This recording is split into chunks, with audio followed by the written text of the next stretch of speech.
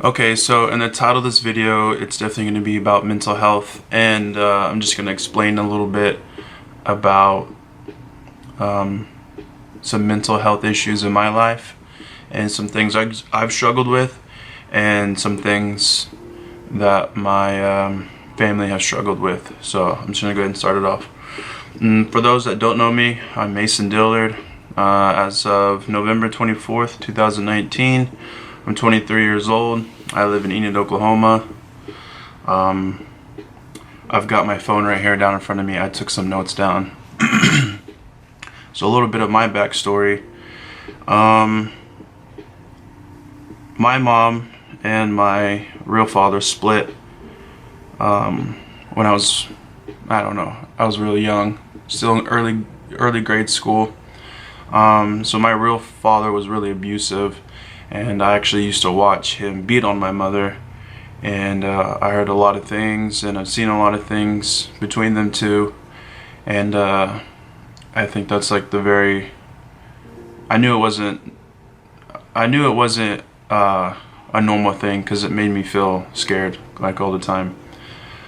I was always afraid of him. I'd have nightmares quite a bit. It got to the point where I remember there was this one time where I was trying to leave, but he stood in front of the front door, and this was when he started making these like weird faces at me, where he'd raise his upper lip, and it would just terrify me, because I would see it twitch, and I would just like really focus on that and think like, wow, this is like really, it really like terrified me. And growing up without him, I'd still be afraid of seeing myself, seeing him within me, because we actually do look alike somewhat. And so I would actually practice doing that lip twitch, just, I don't know. So I would actually practice doing that lip twitch just to kind of get over the fear of it, because it was like pretty much imprinted into my brain. And eventually I did get over it. As a young child, I felt like I had a really big imagination, and I would see things within my shadows as a kid. I remember one night I was laying down in bed, and I woke up, and the bathroom light was reflecting shadows on the wall, and all I could see or think were just like me seeing scary, I don't know, scary people or hooded people or monsters on the wall, and that kind of stuff would freak me out. And I think it's because I was always scared, so I just always playing stuff in my head like that. Also, I remember, I think it might have been in kindergarten, I think it was kindergarten, and our teacher was reading us about a book over the 3 billy goats. And I remember one night I was driving with my mom, and I swore on everything when we were driving. And I actually go down this road quite a bit, and I swore, and it was in the late night, and I had sworn like I had seen the 3 billy goats walking. One was the bigger one, the medium-sized one, and the smaller one, and they were walking in a straight line. I swore I seen them, stuff like that. And when I was a little kid, still pretty young, my mom and my dad, my real dad, had split up, and we went to go live with my great grandma. And then, I'm sorry, the camera keeps cutting off.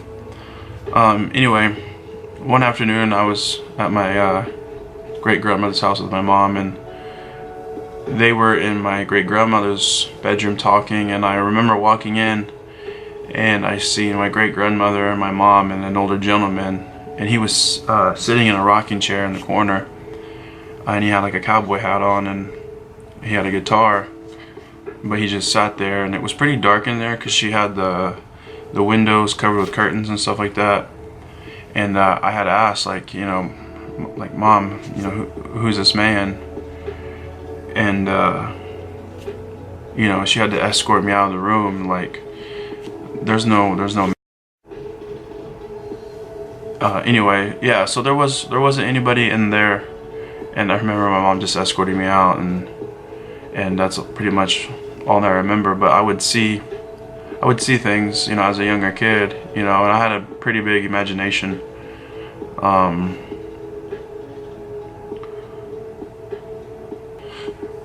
So shortly after that, I think I might have been in like 4th or 5th grade,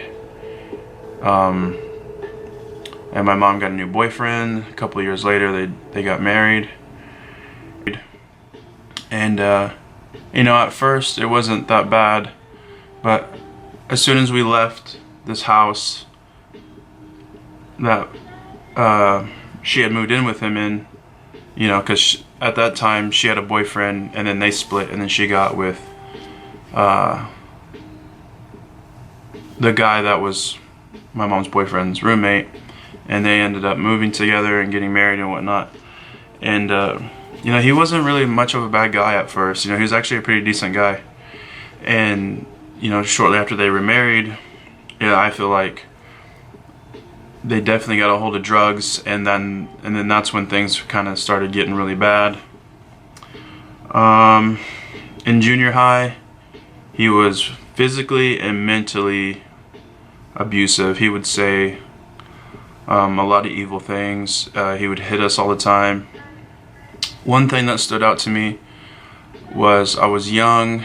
I might have been in the 6th or 7th grade, and he was upset, and I had said something to him that made him even more upset, and he told me to go rot, basically go rot in hell with my great-grandmother, basically, who, you know, I was just previously talking about, because I used to stay with her for a while and she took care of me, and that really stuck with me. That really messed with my head.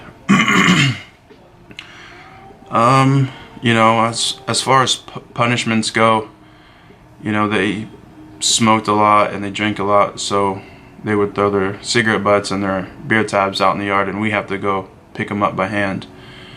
So, you know, not much of, I wouldn't say that's not much of a big deal or anything like that. But as far as the physical abuse goes, you know, it got to the point where we would be sitting at the dinner table and he would walk by and just like randomly slap us in the back of the head.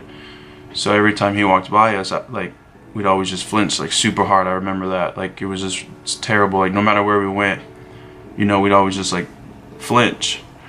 And you know, I'd watch him abuse my little brother more than myself, because, you know, I'm a big guy, and back then I was still a big kid. But another thing that stood out was, I remember sitting in the front room and I was just scared to even say anything or get up. I might have been like 11 or 12 at the time. I think I was like 10 or 11. And I remember watching him pick up my little brother because he was pissed off, and chunking him across the room, our bedroom door, and then throwing shoes at him. And I think a lot of that has to do with the drugs that he was doing, that my parents were doing, and the alcohol. I remember my parents would get into fights all the time, and there was one time where, you know, I just like ran. I was terrified, so I ran out of the house and to my neighbor's house, and we had to call I had called the police because I was just terrified. I was crying to my neighbor. You know, I had to call the cops, and the cops showed up, and he was drunk, so they took him. And stuff like that, like, it almost got to the point where it was normal, where he would just, you know, he'd get drunk and hell would break loose, and then the next day it would just be quiet. You know, no one wouldn't say anything, and that was just like the norm, where it began just to be normal, you know. There was definitely, for sure, crazy hard substance abuse.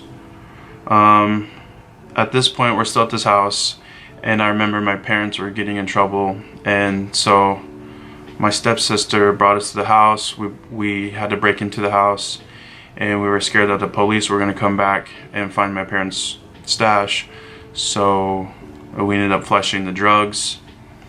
I would always hear them talk about the drugs and like the experience that they felt and everything, because I would eavesdrop as a child.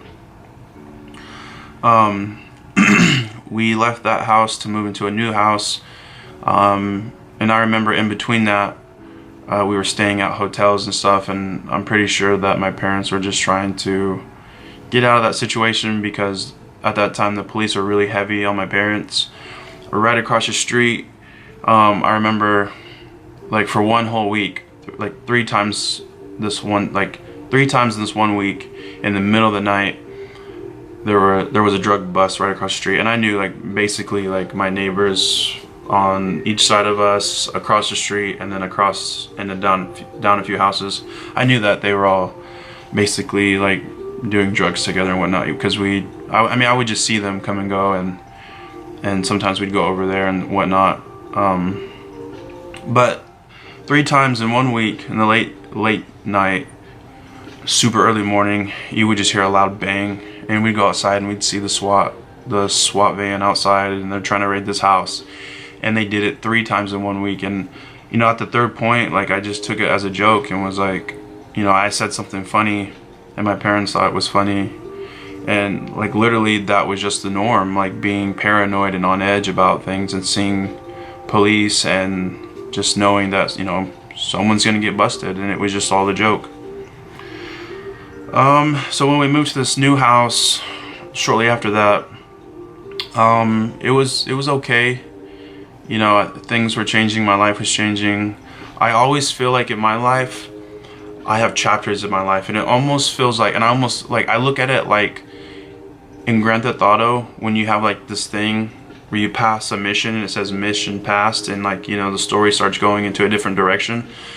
As weird as that sounds, that's always almost how I looked at my life, because, like, when big things like that would happen, it would just feel like a whole new chapter in my life, because then I'd be meeting new people, I'd be going to different people's houses and different places, and it was just like, I could see, like, a big change. So that's kind of like I don't know, it always played in my head like that, like, mission passed, like, this is like my new chapter and whatnot. Anyway, but at this new house, it wasn't bad at first, and then the traffic started coming in pretty heavily, and then we started having people moving in with us and staying with us, strangers that I had never met or I wasn't introduced to, but, you know, they're there long enough, you kind of get to know them. And so I got to the point where, you know, I was hanging out with my friends all the time, and I actually started smoking weed. So I was about 13 years old. I remember the last day of 8th grade, I went over to my new friend's house. Like, literally, I had this crush on this girl, and then she invited me to her friend's house, and that day was the first time that I actually got, like, high before. And it just felt weird, because, you know, I was at like, these girls' house, and I thought, like, you know, I thought it was just almost normal, like, this is what people do, this is what my parents do, like, this is what people do, like, okay. So I remember I was smoking on her back porch, and then her mom comes home, and she's a sheriff, and I'm, like, super, like stoned out of my mind on her couch, and she just kind of played it off cool, like it was normal. And, you know, while I'm at, you know, their house and whatnot, frequently we would be smoking or drinking and whatnot, and that was just kind of like the norm at the time. But back home, you know, there was all this chaos going on, and it got to the point where I was actually running away for months. And I remember coming home, and Aaron, my little brother, was staying in my room, and I went to his room because I knew that there was this lady that was staying in there, and, like, my instincts told me just to go in there and check and look. And I opened up the dresser drawer right next to his bed where this girl was staying, and I literally seen the drugs, the needle, the spoon, lighter, like, it was just, like, laid out almost perfectly. And I looked at it, and I closed the drawer, I walked out, and I left for a couple more months. I just didn't want, and it sucked because I couldn't take Aaron with me, but I just knew, like, that wasn't the environment I wanted to be in. You know, when you're forced to live in that kind of environment, it makes you grow up way faster than what you intend to. You know, as a child, you want to stay a child. Now that I'm older, it's like I'm telling all these kids, like, stay young, like, you don't want to grow up. It's a trap. you know, and then while I was living at home, you know, before I started running away, you know, there'd be people sleeping on the couch because they'd be too messed up to go anywhere. So they'd be sleeping on the couches and whatnot, and in my brother's room. And, you know, it sucked that I had to leave him behind like that. But, you know, there's not much you can do when you're 13 years old, really. So shortly after that, I remember I was staying with my best friend. You know, he's still my best friend to this day. Really great guy. And so I'm coming home just to like grab some stuff, some clothes or whatever. And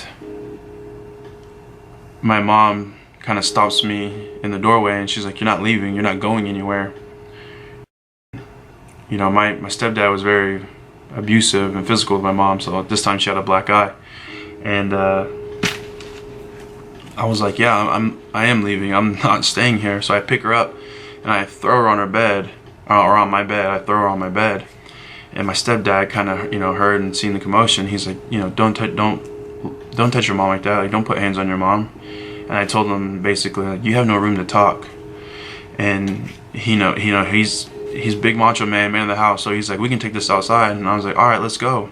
And it just like slipped out of my mouth. Like, it was just, you know, he was so sarcastic that it rubbed off on me. So I was just like, once he said something, I said something, and it scared me because, you know, he's walking to the kitchen, and all of a sudden he turns around and starts marching towards me. So I go outside and I pick up a brick and I walk out to the front yard, and I turn around and I see my mom's friend and her friend on the porch. So there's like two people outside, and they're looking like, oh, what the hell's going on? And as soon as I see them, I chunk the brick. I don't know why. I should have kept it in my hand. But then my stepdad comes out, and basically we throw hands. You know, I don't know if my adrenaline was like spiked or whatnot, but I didn't feel like I got hit. But, you know, after like what felt like forever, you know, we're circling and we're staring at each other. And then finally I stop, and he stops, and I tell him, like, if you ever touch my mom again, I'm gonna kill you. And I grabbed my skateboard and whatever else I had, like a bag, and I took off down the street. And my best friend had came with me, but they told him to leave, so I caught up with him and told him what happened. And what's crazy enough, I think it was the next day, DHS was knocking on my friend's door, like, are you Mason Dillard? And I was like, yeah. And they're like, yeah, your parents just went to jail, your brother's at the shelter waiting for you, like, you're gonna come with me and we're gonna take you there to see him. And I was like reality shot, like reality set in fast. And I was just like, whoa, like, it happened, you know, they finally got us after all these years. Like, it's crazy. And so, you know, I asked the lady, I was like, can I come back and get all my stuff? You know, I have my stuff here. And she's like, yeah, sure. Well, I get to the shelter and I can't leave. It's basically, at first I thought it was a prison. So that's like that's like, you know, that's just some stuff that has happened to me, and I think it shaped my mental health. Real quick, I just want to talk about my mom. You know, I love her to death. She actually just got out of prison like a couple months ago. 8 years. She spent 8 years. Which is crazy because, you know, 8 years is a long time in prison, and that shapes somebody differently. And it's like, I still look at her as my mom, but she's not there raising us anymore, you know. At the beginning, our foster dad, who we just call our dad now, he is our dad, you know, has raised us, and we owe a lot to him. But, you know, I'm just happy to have my mom out right now, and we're just trying to get things rolling again. So about my mom, she has manic depression, personality disorder, anxiety disorder, and she's also been diagnosed with mild anxiety attacks. And I asked my mom these questions because I told her about this video. I'm going to be making this video, and she was cool about letting me know about this. So, growing up, my mom used to cut herself, and she used to burn herself for attention. You know, I've had a lot of friends do that, and a lot of people I used to go to school with would talk about hurting themselves like that. And I never got it. I never had the desire to ever hurt myself like that then. Sometimes I'd get mad at myself and then I'd punch myself, but then I'd be like, ow, that hurt. Like, why am I hitting myself? It just doesn't feel good. And I've been burned.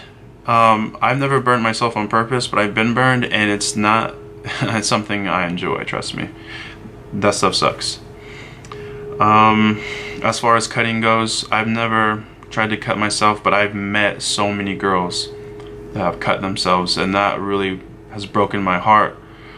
Because like, it's terrible to see girls that you might like, or girls that you have that are your friends, or you befriend, and then you get to know them, and then they tell you their story and they show you their scars. Like, that really almost breaks your heart, and it's really tough to relate to that, because I really don't know how that feels, but deep inside I kind of know like how they feel and like where they're coming from. But to say that I understand why you're cutting yourself, I can't relate to that, and that is really difficult for me. So I've actually learned to relate other things to people like that. Some history with my little brother. He has ADHD, and he's taken medication for most of his life. Now he's grown out of it. He's doing really well. He's basically doing what teenagers do. He gets in trouble, not often, but he still does. He's a redhead. My mom's a redhead. He's a redhead. So there's some I don't know what you call it. There's some just kind of craziness to him. My uncle, my mom's brother, that I know, my mom has some, I don't know, 3 or 4 brothers, but I know for sure that my uncle from my grandmother's side, because my mom has half brothers and step brothers, and we all come from basically broken homes and whatnot. But so my mom's brother from her mom's side, he has depression and ADHD. And I asked my mom about her mom, and all she had to say was that she was crazy. And growing up, I could see it. They're all redheads. They're all just crazy. But I love them. I love them to death. In school, I was bullied about my weight. I've always been the big kid. I always labeled myself as a fat kid, because I always was a heavy set, chunky kid. Not excessive at first, but just chunky, And I remember one of my great uncles, when I lived with my great grandmother, used to say, "You need to play football. You're a big kid." And I was like, I don't know about that. Football, I was a young kid, and I'm just kind of, in the environment I was in, I was like, nah, that sounds like not like something I would do, Like, I was afraid of it. So all the way up to my early high school years, I was always like a kind of a chunky kid, But once we were in the shelter after my parents got arrested, that's when I really started eating to comfort myself, and it got excessive. I might have weighed at the time, 230, 240, and I'm like, at that time I'm like 6'1", 6'2", and then I started eating excessively, and by my end of my sophomore year, I was about 350. So I got pretty big.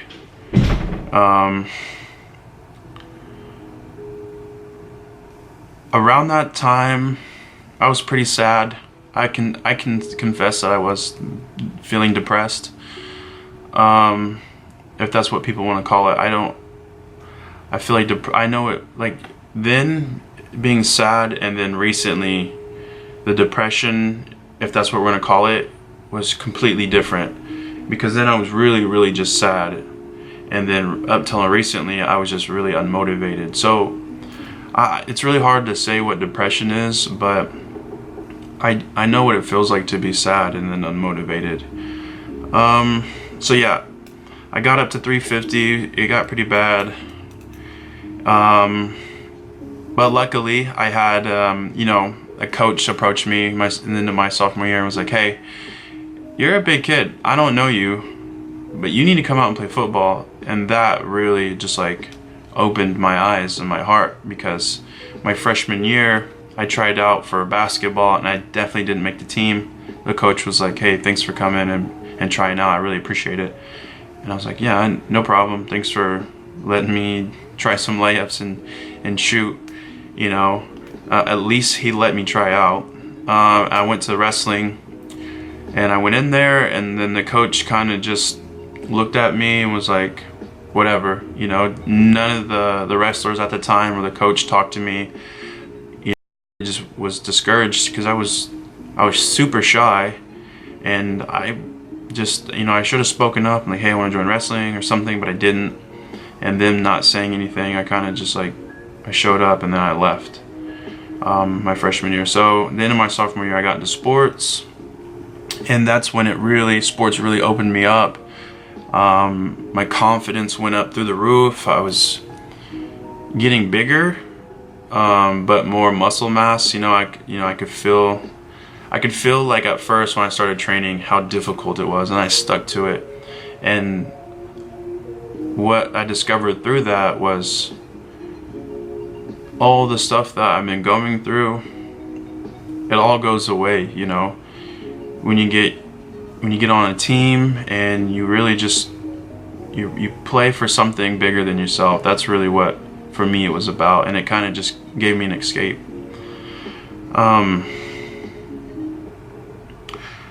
Let's see in my notes right here. Okay, here we go. With that being said, I also believe that the confidence I had built up had affected my behavior. And with the mindset of my parents going to jail and losing the trust of my mother, I had a very bad fallout with a girlfriend at the time, and that really affected me on how I looked and treated at the rest of the girls that would enter my life. I was getting healthy, and I met this girl, beautiful girl, and you know, she had some bad habits, and I was willing to work with her on them. But it got to the point where she was lying to me, and at that time, you know, I was a pretty good kid. And I just basically broke up with her for lying to me. And she was actually my very first. She took my virginity. So we had this really special connection, I thought. You know, and that kind of shapes your mindset about someone who, you know, you can trust somebody to have that relationship with. But I know I just kind of was like, all right, I just can't do this no more. The trust thing you're lying to me, and I caught her in the lies, and it was just like, I don't want this. And what sucks is because when I broke up with her, shortly after that, she got with this guy I went to church with, and I'm just like, there's no way I can trust you ever again, like, you know. So after that, let's see right here. Because of that mentality, I had ruined a bunch of relationships with good female friends. Still to this day, I'm trying to fix my current relationship, and if I'm being honest, I could do so much better. So I'm trying to fix my current relationship. Actually, that didn't work out when we broke up, and it's all my fault. I take 110% blame for that. Over the years, like I said, the way I treated girls, like it's been very, very tough on them. I could only imagine. And I would lie, I would cheat. At the beginning, it was just really hard for me to get out of that lifestyle. And I call it a lifestyle because that's the life I was living. And, you know, recently I thought I was doing really well, except I feel like our communication was off, and it just got to the point where I just didn't enjoy our time together, you know. And it almost like felt like it was bugging me to be around her, and I just don't know really what to say. It was just really difficult for me to grow up, you know. And I don't want anybody watching this feel sorry for anybody, because we're all human. But I'm still learning, you know. I would flirt around, and it was just, I knew it was wrong. I I don't know. Like, I knew that I was keeping my hands to myself, but still flirting and whatnot was just, it didn't make it any better. And so the communication was really, really bad, and it got to the point where I was drinking real heavily, and it was just a really bad, I was just being toxic. And the communication, I feel like she was scared to talk to me about things, because in the past, when we had serious talks, I would get really upset. And the last time I got really, really drunk, I was at a wedding and I was drinking a bunch of wine, and I just had her take me to places that we shouldn't have gone to. I was smoking in her car. We came back, we had sex, and during that I said some things I shouldn't have said. And the next morning I basically broke down and cried, apologized, and I told her, like, that's not who I want to be. I do want to change, you know, I really do want to change. And I actually feel pretty good saying this, that I am doing much better. I'm not perfect by any means, but I just feel like the best thing for both of us is to get away from each other. One, I'm super toxic. You know, I still have a lot of things to work on, and I don't feel like it's fair to her for me to put her through that. So I don't know. I just wish I just wish that things were different, you know. And I wish I could grow up faster than what I already have, if that makes sense. Like, being forced to grow up early like that, and then being put through situations, I think it really messes with your mindset. I'm sorry for rambling on about that. I've experienced anxiety attacks, and I still have small issues with anxiety. Sometimes I feel like people perceive me as something negative or something ugly, and that's me holding on to the old me that I'm trying to kill off right now. I feel like I'm doing so much better right now in my life, but I still feel like the old me still is holding on somewhat. So I get like in my head bad about how people perceive me, and I'm working on that. For me, I think it just takes time, and it's getting a lot better in my opinion. One thing I am going through right now is this body transformation journey, weight loss journey, etc., whatever. It's gotten to the point where I just look at my body and I'm super unhappy with it. When I was excessively eating, I had stretched my body out, and one thing I'm like trying to work on is my stomach. It hangs over, my back is just like really fatty. And I know like some people look at me and like it's not that bad. It's getting so much better because I am working out every single day, and the gym just makes me feel alive. It makes me feel positive, makes me feel good, and I am seeing my body change, and hopefully within the next 2 years I'll look like a completely different person. And that's just my insecurity. I think everybody should be happy with what God gave them, but at the same time we should all strive to be as healthy as possible. Just my opinion. Becoming an adult has been awesome, but at the same time it's difficult because I do get into small depressing moods.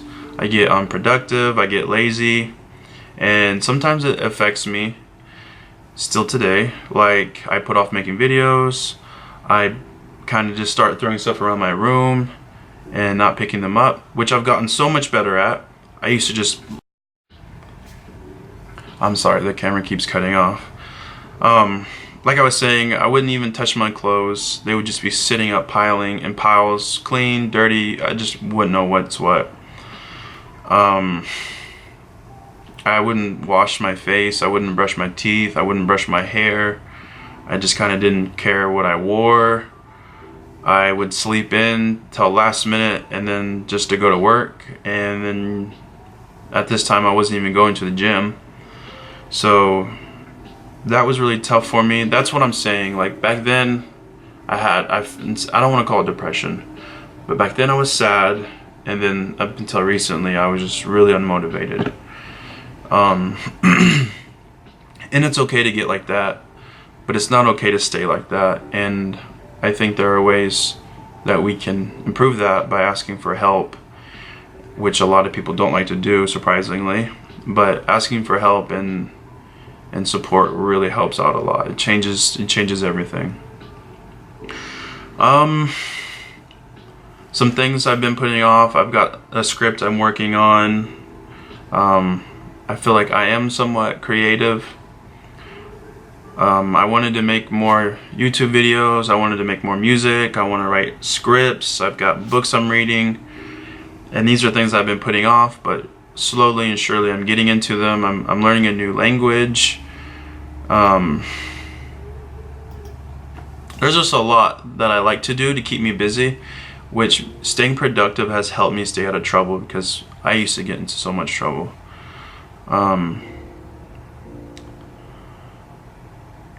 I will pick up a hobby for a while, and I promise you I enjoy it, I love it, but the problem is I get bored with it and I just set it off to the side. Not sure why I do that, just like with the script, just like with music. Like it's almost like at months at a time I take breaks and then I come back, take breaks and come back, just kind of like with these videos. I almost feel like I want to make sure whatever I'm doing is perfect when I put it out, but I'm realizing that it takes time to create things and put them out, and then just keep creating to keep improving. Like you're not gonna be successful overnight like that. Like you have to create, you have to put out, and you have to steadily build and improve. Like that's just a fact, and that's just something that growing up and picking up hobbies and stuff, like I didn't know that. Like, but I'm learning. I feel like doing this has really stopped me from doing a lot of things that I would have enjoyed for the rest of my life and potentially becoming some kind of paying job for me. Me saying that, like I would pick up thrift shopping, and I've been doing that for a few years now, and at times I just quit, I just stopped, but I'm back again selling stuff on Depop. I would go to shows. I'd go to Dallas, Oklahoma City, Tulsa, Kansas. Like I actually made trips to these places and invested time and money to get my business out, get my name out, and it's really helped out a lot. Making music, I would like to turn that into a career, even if it's producing or myself putting out my own music or writing a script. I feel like I'm creative somewhat, and I would like to do something fun as a job, just that it pays the minimum and gets me by, because these things do make me happy. I do like being creative, it makes me happy. But again, I've done something I've been dealing with is just being unproductive and unmotivated, and I'm for sure getting over that, and I've kind of been dipping in and out of these things. And you know, you can't just pick something up and force yourself to do it. Like I said, it takes time. Something more recently that I've been dealing with is hallucinations. They've gotten a lot better. Let's see here. Like I said before, when I was younger, I used to see things like terrifying objects on the wall, fictional characters, ghosts, you know. But the more recent hallucinations, I believe, are from my past drug abuse. A couple years ago, I was with some friends that I called friends at the time. They're friends now, but we keep a distance. I do check up on them because I do care about them, but by no means do I spend any time with them, really. I do love them and I hope for the best, but it got to the point where, you know, we played ball together, we'd smoke weed together, but then we started doing other things. We started doing acid together. We started popping pills. Most of the time I didn't know what it was. I would try things like Molly, ecstasy, probably like crack that was cut, like just stuff, that ridiculous stuff that I was literally spending my college loan money on to get high, and doing all that stuff. Like it really messed with my head. I would just see things that I knew for sure wasn't there, And even a couple years now, like I still see in my peripheral, I still see things. I see things in the shadows, in the dark. I still hear voices. Like I'll wake up out of sleep because I'll hear like my name out loud, or I'll hear someone yelling really loud, and I'll wake up and I'll be like, hello? No one's there. Like obviously no one's there. I'm just hearing stuff. Let's see. It got to the point where we were doing acid maybe every other month to every month to every other weekend to every weekend. It got to almost every day. It was pretty bad. And I had a fallout with my family. And I asked for help. And I went to Colorado where my brother was staying. You know, he said the least he can do is help me out because of what his dad did to my mom, which he's my stepbrother, and his dad and my mom went to jail. So he offered to help me. I went up there, I got sober. I still smoked weed. I quit cigarettes all completely, cold turkey. I think a couple times I've gotten drunk and tried a cigarette, and it was just awful. But other than that, I've cold turkey quit smoking cigarettes. Up until recently, I just quit smoking Black & Milds. It's a really bad habit, and it really limited me to a lot of things in life. I'm very active now. I play a lot of basketball. I work out, obviously. So that really just kind of limited me. But when I was in Colorado, I got off all the hard stuff. Thank God. I was running every single day, 2 miles every single day. I was doing calisthenics, body lifts. But I was still smoking weed. I was still drinking on the weekends. And one time I did mushrooms up there. It was my brother's birthday, July 4th. We were drinking alcohol, we were smoking weed, and near the end of the night, you know, I was like, dang, I'm good. Like I just want to sleep this off. I don't want to feel like this no more. So I went to go lay down. The alcohol and the mushrooms didn't mix well, so I went to go lay down, and I was just hearing screaming in my head, like somebody, like people were here screaming in my ears. I was trying to cover my head up. It wasn't working. I was freaking out. So I went behind my van and sat there for maybe an hour and a half, literally throwing up. From previously doing hard drugs, I knew that throwing up the drugs would get me sober quicker. So I sat back there throwing up, and it just hurt because, you know, all that stuff, all the alcohol, just coming out does not feel good. Which is crazy because the next day I smoked. I felt decent, you know. I didn't feel like hungover. I didn't feel sick, but I knew that, like, okay, I'm done. This is it. This is my limit. And I wish I would have known about that with alcohol sooner.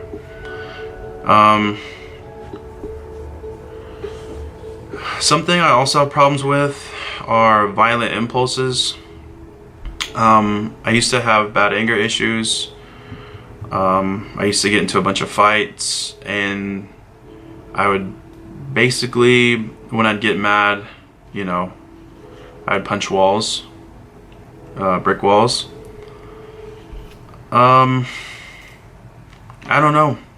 I used to just be so just, my patience and my anger was just like, it would just flick like a light switch, like fast. Like I would just get so mad and just walk away and start punching walls. I don't know, like I love playing physical sports, and when I don't know, I think I started it the senior year of my high school, where I would just get mad and punch stuff. Middle school really is when I did most of my fighting. Early years of high school. But when I joined sports, the fighting quit, but the anger was still there. The emotions were just super high. It was just, you know, the hormones and whatnot of a teenager, I guess. I was just pissed all the time.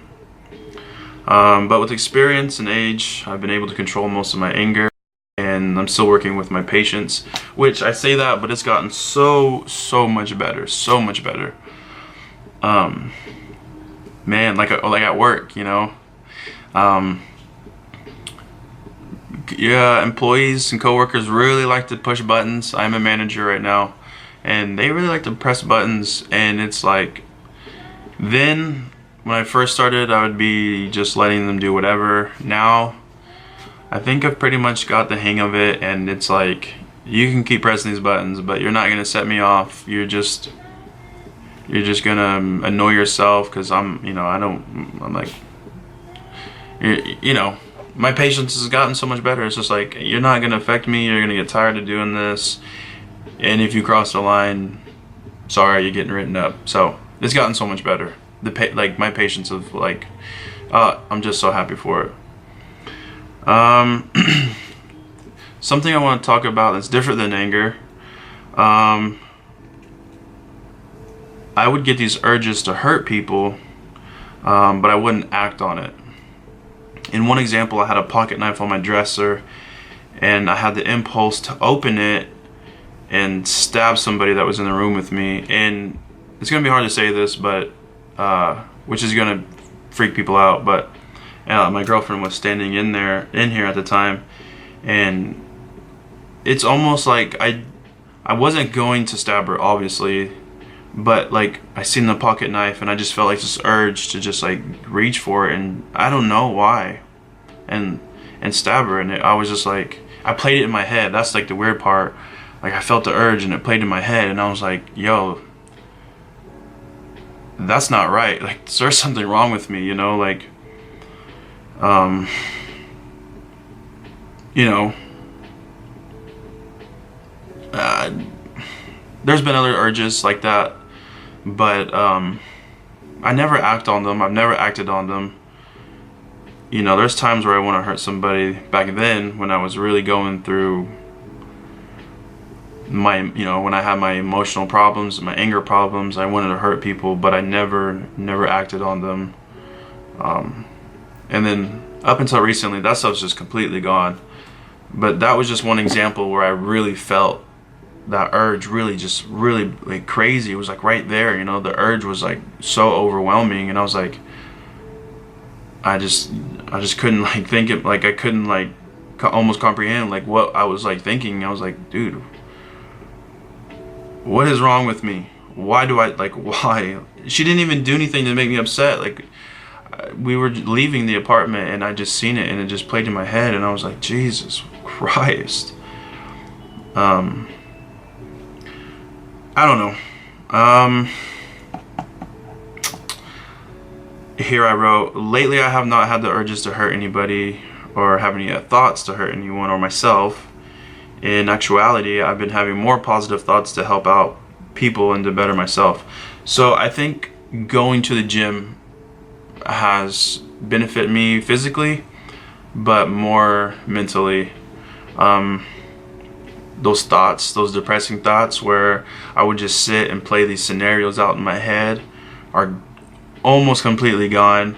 Those urges have dissipated. They're gone. Like, I don't think I've ever been in like the best mental health I've ever been in till recently, and I have to keep thanking the gym for that, because every time I leave or when I show up or while I'm there, I just feel like everything's good. Like, everything is so wholesome, and it just feels so great. The last thing I want to talk about are depressing thoughts. I've had these since maybe early high school years. Even since I have done acid, I have trouble remembering my past unless it was something significant, and even then sometimes people tell me about moments that I have no recollection of. So back to the depressing thoughts. I can't remember how early I've had these thoughts, but back when I played football my sophomore and junior year, I'd always think about someone close to me dying often. Most of the time it's by a car accident or maybe just passing away. I wrote here, I still have these thoughts, and even recently this past weekend, I was driving myself to the gym and thought to myself, what would happen if I just pulled out in front of all these passing cars and just thought about the cars hitting me and dying? I almost forgot about that. That's crazy. Yeah, like I said, I used to play the scenarios in my head, and this is actually an older note. I've been putting off this video for a while, But I was driving at the time my girlfriend's car, and I just kind of felt like, what would happen if I pulled out in front of these cars? It was just like the urges, like I was talking about before, they're slowly going away. But man, it's crazy. I forgot about this because I don't even think about this kind of stuff, and now I'm remembering. Just, I don't know. Wow, that's crazy. Yeah, I don't know. I just had the thought, and it freaked me out. Like, why now? Why am I having this thought now? I haven't had these thoughts in so long. I don't know. Coincidentally, I've been watching this guy named Gary Vee, and he actually talks about having these thoughts of people close to him and himself dying, because to him this helps him be more empathetic and stay motivated with executing his reality instead of sitting on theories and not fulfilling his ideas. He explains that yes, these people could pass away, but they are not, and I guess it helps him stay human in a way. So I'm sure people have the same thoughts as I do, and it really sat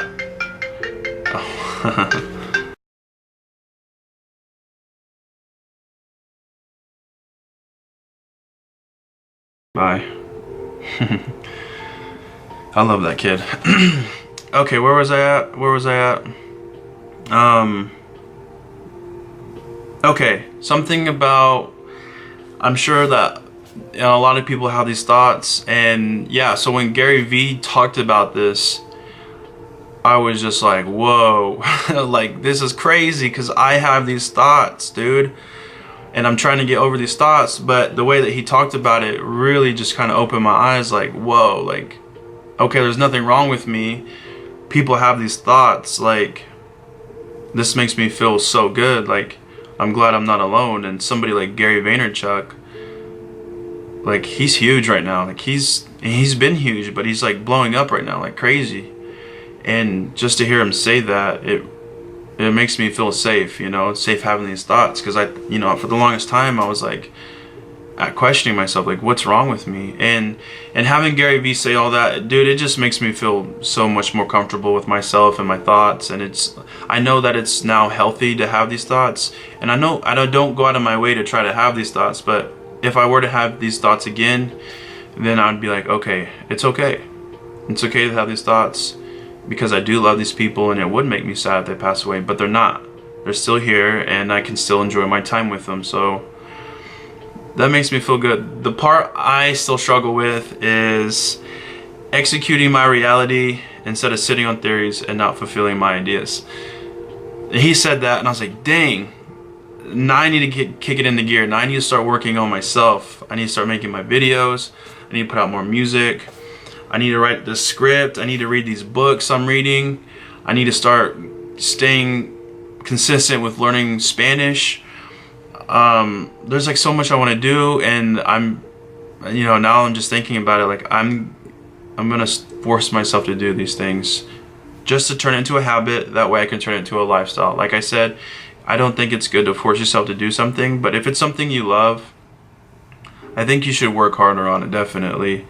Because we do get unmotivated, and sometimes, thinking about it now, we should probably just work a little bit harder and create these habits to create this lifestyle. So watching Gary Vee has helped me think more positive thoughts, because he always talks about pursuing happiness instead of money.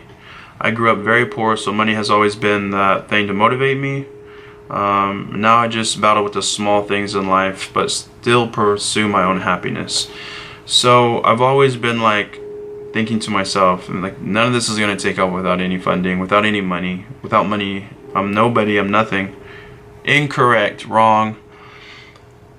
Learning Spanish challenges me, and I love challenges. I'm very competitive. I've never wrote a script before, but it feels good to do something new, and that's also challenging, but it's something that inside of me makes me happy to try these new things. Growing up, I never read books, so now I'm reading books, and I love it. My favorite book is Shoe Dog. I've got an extensive collection of books over here that I'm reading. Some of my favorite artists, I've read their autobiographies. Like, that stuff really motivates me, because some of the things they say resonates with me, and I'm like, wow, like, I can relate, and I love these, and it makes me feel good. And I think reading really helps me out personally, to understand, because I do read a lot of material online. I'm really into business stuff, I'm really into creative stuff, so it helps me to be able to understand what people are talking about, because sometimes that business stuff is like, it gets like mumbo jumbo, and I'm like, well, what does that mean? But learning and reading, it helps me personally. So up till recently, like, the whole happiness thing is really like changing my mindset, and the gym's really changing my mindset, because the gym makes me happy. I feel happy. My body's changing, it's making me feel happy. The new stuff I'm trying challenges me, and that always makes me happy. What else we got here? So if you're having depressing or suicidal thoughts, please do not think that you're alone. Please. A lot of people are going through this, and I think it's something that we all should start talking about. And I've started seeing a little bit of stuff on Facebook. A lot of people sharing a lot of things. People are scared, I feel like, to touch on the suicide notion of it, and the mental health. I don't think it's being talked about enough. I think that should be part of the conversation for the rest of 2019, and then really being brought to light in 2020. I feel like that's something everybody needs to be talking about. It's super important. There's this thing that recently happened here in Enid. There was a couple pilots that passed away. They crashed, landed, and they passed. And then I seen this guy I used to be neighbors with at Autry Tech, because I had a screen printing business I was running, and he was my next door neighbor doing his thing with the base and whatnot. And he's a veteran, and he posted something that really was heart touching. And he said, if you need anybody to talk to, if you feel sad, like, he said that I didn't know that if you go to a counselor, then they mark that off for some kind of mental health thing, and it could ground you.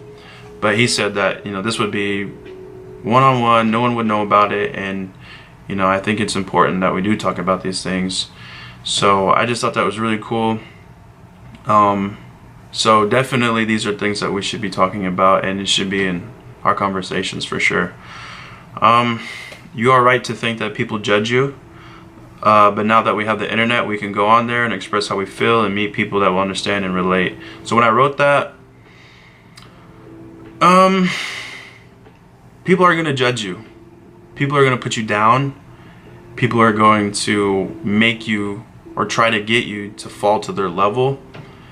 And that's something that we need to work on, is mental toughness. That way we don't fall down there to that level or to that judgment and be like, yeah, you're right, I am a loser, or I am fat, or I am a little slow, or I am a little unattractive. Like, those people don't know you. And if those people do know you, those are people that we need to cut out of our lives. And I've done a huge practice of that, of cutting negativity out of my life and surrounding myself with positive people. So you say, well, I can't get away from those people. Yes, you can. I literally moved states. Like, I left my hometown to get away from these people. Like, and when I came back, I didn't hang around them. I didn't see them. I didn't talk to them. I surrounded myself with good people with good intentions. No, they're not perfect. Nobody's perfect, but it helped a lot. And I also said we can go on the internet, go on there and express how we feel. This is why I'm making this video. This is why I'm getting this out. All this negativity. Not necessarily negativity, but just kind of confessing or telling like my side of it, and kind of like why it's important. Because people will relate. People will understand where I'm coming from, and I would just like to, maybe from this video get some kind of feedback, and hear what other people have to say, because I know there's a lot of other people struggling way more than I am now. I'm doing so much better, but I still know for a fact that there are people still struggling with this kind of thing, mental health, suicide, bad, terrible thoughts. They're literally living through hell right now, and I just want people to know that it's okay. Things do get better, but you have to make the effort to make those changes. It's not going to happen naturally. Once you fall down into this dark spot, you will not get out of it unless you ask for help. And I know it seems like it's hard, but don't think that it's hard. I know for a fact that there's at least one person in everybody's life that you can ask for help and then they will pull you out. Regardless if you talk to them once a year or once a month, or you hardly see them, you know that person is in your life and that you can ask for help. And I would say the majority of people asking that person or whoever it is, they would love and be willing to help you get out of that, regardless of your situation. It's going to be tough. Life is tough. We're not promised tomorrow, and it'll be okay in the end. As long as you want to do better and you try, at least give some kind of effort. Don't blame anybody else except your situation. Now I know some situations are more different than other people, and you can't really help your situation. But with time and effort and practice and asking for help, I promise you things will get so much better. So I think that we need to talk about mental health, and the more we focus on mental health, the more that we can strive for mental happiness. So, with that being said, I just want to say this is basically the end of the video. Take what I said with a grain of salt, because I am not an expert. This is my opinion. These are my experiences, and I just really hope the best for everybody, and I hope the best for myself. Nobody's perfect. The world is a crazy, evil place, but there's so much good in there that we can find, that we can create, that we can build together. It just takes time. Like, literally, that's all it is. That's patience, So I guess my closing words are, just be kind to each other. Just be kind and help each other out. The best thing that you can give anybody is time. Money can solve a lot of problems, but time is more valuable. People want your time. People want to talk. People want to speak. People have stuff that they need to get off their chest. And by someone, maybe you watching this, giving someone else some time to let them speak and let them get some stuff off their chest, that'll make the big difference. So I just wanted to say thank you guys for watching this video. I really want to start making more content about experiences with my life, and maybe kind of get to the point where we can discuss things on a personal level, issues, and you kind of face them together and get through it. I mean, there's a lot that I could say, but this video is going to be so long, and for anybody that made it through this whole video, I just want to say thank you again. I love you, and I want you to love yourself, and I want you to do great things in life. So that being said, Godspeed, God bless, stay woke, fam, peace.